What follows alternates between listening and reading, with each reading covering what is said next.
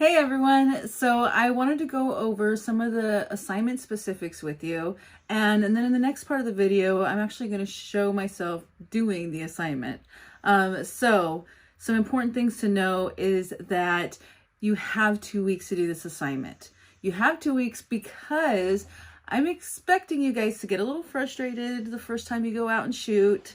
Um, and it might take a little bit of time. You might mess up. You might get home and realize you didn't get the shots you needed. So if that's the case, you have time to go back out there and shoot again. And it's okay. I'm not, no one's expecting you guys to get this right the very first time. That's why you have plenty of time to actually practice. Something important to know is you need to shoot in manual mode. Very important. I'm going to be checking your metadata on this. So no automatic modes. Not only are you practicing your composition techniques, but you're also practicing your aperture, shutter speed, and ISOs, and balancing all three of those in order to get a great exposure. Okay, so some more tips. All right, so no matter what, you still need to be looking for great angles. Just because we've moved past that, past the earlier assignments doesn't mean that we're stopping there. We're building on these assignments to make sure that you're getting the best shots possible. So look for great angles, get high, get low, move side to side. Even the smallest movements can make a huge difference in how a photo looks like. So, maybe something's in the way and you don't have to move 3 feet over. Maybe you just got to barely move a little bit, but try those different things out. I guarantee this is going to help your photos get better.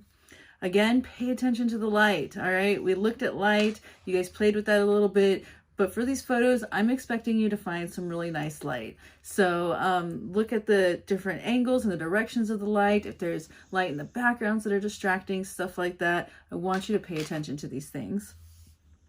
And speaking of light, now, there's going to be times, and you're going to see in the video that I'm going to show you, the next part of this, that you might find a great subject, but the light isn't working.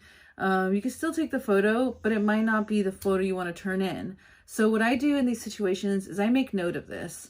I make note that, hey, I went out to this subject at 12 o'clock in the middle of the day and the light was horrible, but maybe I should come back more like around sunset or sunrise or early in the morning, something like that.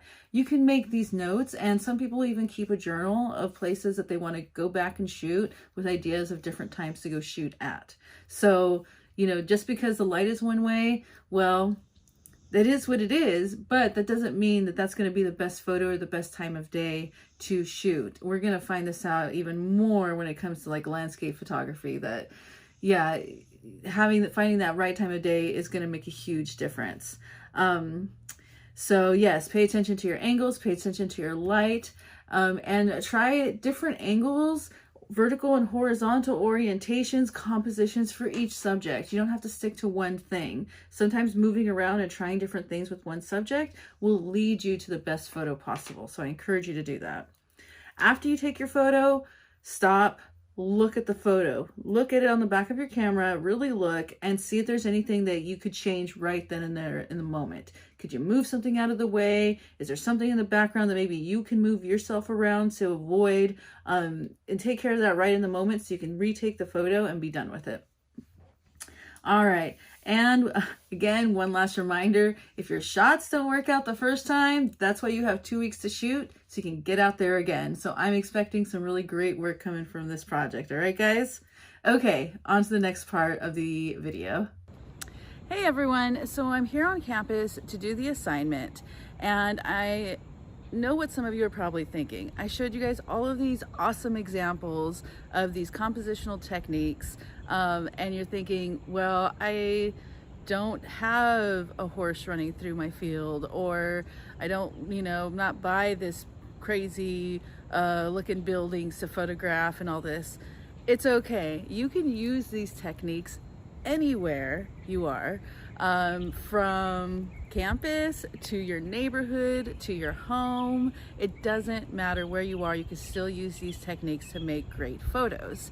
Another note I want to give you is that I know that this is an assignment, and sometimes in our heads we get a little I don't know, anxious about it all, what I want to challenge you to do is, set aside a full hour. If we were in person, that's exactly what we'd be doing. You'd have a lab time and we would take an hour, hour and a half to just shoot these photos. So do that for yourself when you're shooting this, okay?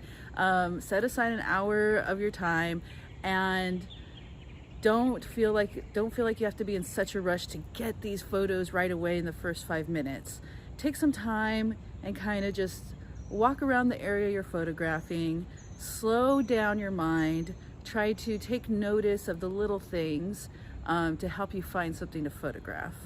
So I'm gonna go ahead and do that. I'm gonna walk around campus, and when I find some of these shots, now another thing I wanna tell you is on my phone I also have all of our shots as a shot list, so I can keep track of what I'm getting and what I'm not and what I need to look for.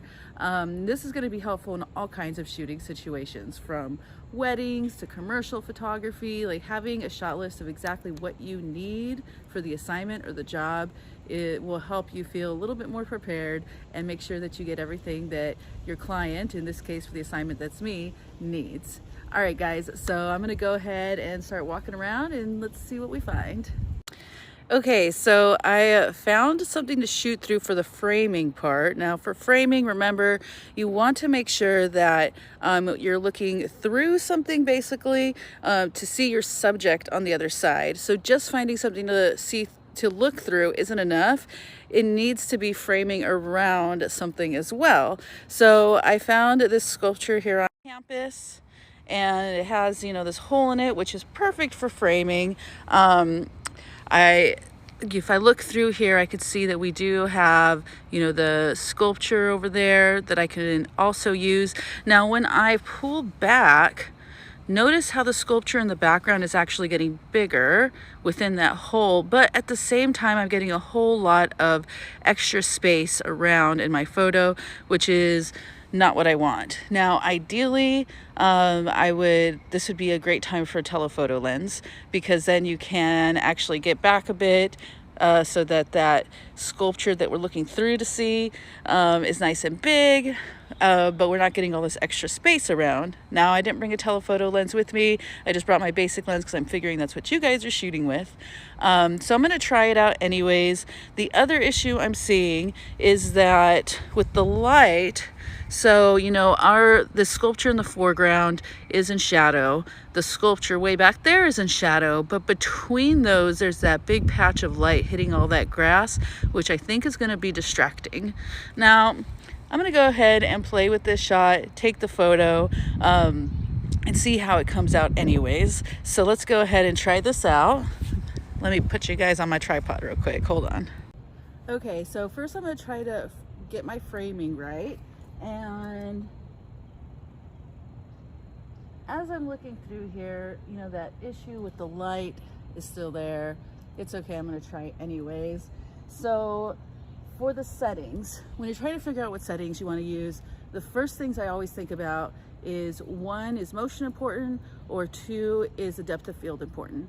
If the motion's important, then you want to set your shutter speed first. If depth of field is important, you want to go ahead and set that first. Now, if you're not really sure if neither of them are important, you just start kind of in the middle and see where you go from there.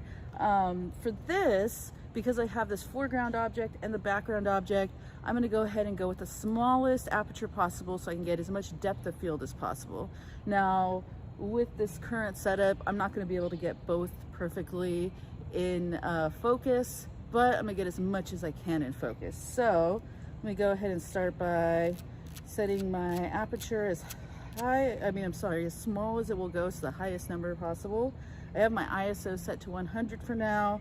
Let's see what my metering looks like. Okay, so I'm super dark right now, way underexposed.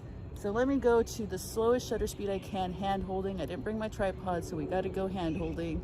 I usually like to stay around 1/25th of a second, but I know I can usually handle 1/60th, so let's try that out.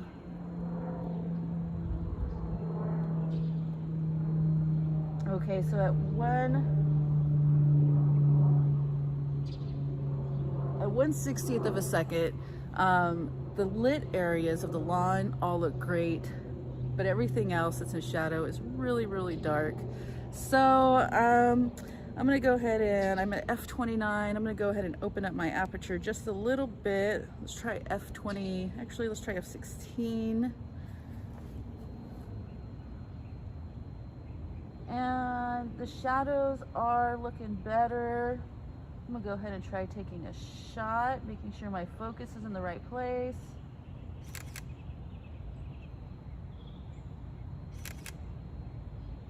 Okay. And yeah, still pretty dark. So this might not be the shot I turn in, but hey, it's good practice. So I'm gonna keep looking around. Okay, so I found this pretty cool sign. I want to take a photo with it, and so I'm thinking, what do I want to do? Now I could just come up and take a photo like this, like, all right, that's fine. But what if I use the rule of thirds with this, put it on that third line there, and then we also have that FCC over on the side, and I can, you know, kind of move around and see where I like it. I don't want it there. That pole is kind of in the way. So I move this way a little bit more and probably around there, so I have both that FCC on the cafeteria that's in the shot over on one of the third lines, and then I have my sign on the other third line. So yeah, there's all kinds of different things you can photograph out here. You just gotta move around and find that right spot. All right. So I'm gonna go ahead and get my settings dialed in and take a photo. Okay, so I found this really cool tile here on campus. And so let me show you guys. Now usually, you know, maybe you'd be like, oh, cool tile, and take a photo. But this is a time to fill the frame and get in close. So I'm actually gonna get close, and I think I'm gonna shoot it right about there. I'm loving the texture of the weathered concrete. Might as well get it. And you know what? There's also these lines here. So I think I'm gonna try using leading lines with this image as well. So yeah, there's tons of possibilities just right here in this little part of the campus. So I'm gonna go ahead and try to take some photos. And again, just reiterating, how do you figure out your settings? You want to make that decision. What's more important, the shutter speed or the aperture? And then try to get a good exposure from there. All right. Okay, so something else I want to note is that you're probably going to look pretty silly doing all this. I've been on campus and the security guards keep driving by looking at me like I'm crazy. But if you look crazy, that means you're doing it right and you're finding those awesome angles. So I found another great leading lines. Now this one's a little bit, one that you probably wouldn't think of right away. So let me turn around and show you. So down here, someone put, I love Kara so much. So cute. Love it. And so I was thinking, okay, first this is a leading line, but then you can't read it. But we come up here, all of these lines from the bricks create a leading line down to it. So I'm going to go ahead and take the photo. Now I already took a couple shots with the leaf there, and there's something else I wanted to mention, that if something isn't working in your composition, move it. Get rid of it.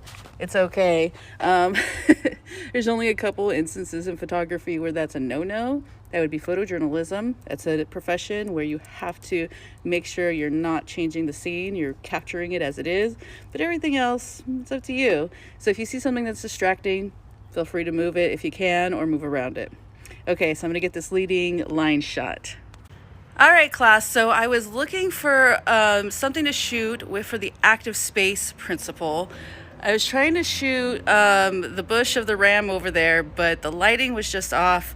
So we had to find something else to shoot, and I found someone else to shoot. So here we have Mr. Larry. Say hi, everyone, Larry.